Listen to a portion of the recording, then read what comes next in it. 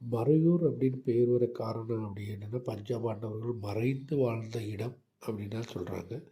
இது வந்து மறையூருக்கு செல்லக்கூடிய சாலை. இந்த மறையூர் இந்த பகுதிகள் நீங்கள் பார்த்தீங்க அப்படின்னா சந்தன மரங்கள், சந்தன காடுகள், இந்த மேலே இந்த பார்க்கக்கூடிய இந்த மரங்கள் நீங்கள் பார்க்கீங்கன்னா இந்த மேலே இருக்கிற மரங்கள் மிக்கவாறு வந்து சந்தன மரக்காடுகள் வழியாக உள்ள பயணம் தான் மறையூர். அதுதான் ஒரு ஸ்பெஷலே இங்கே.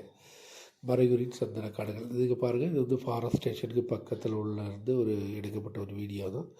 இந்த 2 பகுதிகள் நீங்கள் பார்க்கக்கூடியது வந்து இதெல்லாம் சந்தனம், அந்த சந்தன மரங்கள் தான் அதெல்லாம். இதெல்லாம் சந்தன மரங்கள் பார்த்துக்கோங்க. சந்தன மரங்கள் நீங்கள் நேரடியாக அந்த சந்தன மரங்களை பார்த்து புகைப்படம் எடுக்கலாம். நீங்கள் வீடியோக்கள் எல்லாம் எடுக்கலாம்.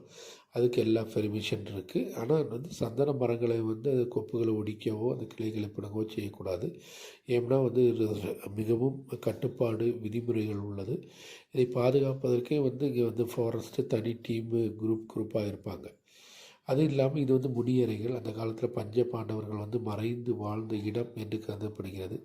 இது வந்து மறையூர்லேருந்து காந்தலூர் போகிற வழியில் இருக்குது. அங்கேயும் நீங்கள் டிக்கெட் கொடுத்து உள்ளே சென்றீங்கன்னா அங்குள்ள முடியறைகளை பார்க்கலாம். அது வந்து கல்கள் மேலே கல் அடுக்கி வைக்கப்பட்டு அங்கே தான் அவங்க தங்கினதாகவும் கூறுறாங்க. அவங்களுக்கு கால்பாடுகளெல்லாம் பல இடங்களில் இருப்பதாகவும் தெரிவிக்கிறாங்க. அதுக்குள்ள அடையாளங்களும் இங்கே உள்ளன.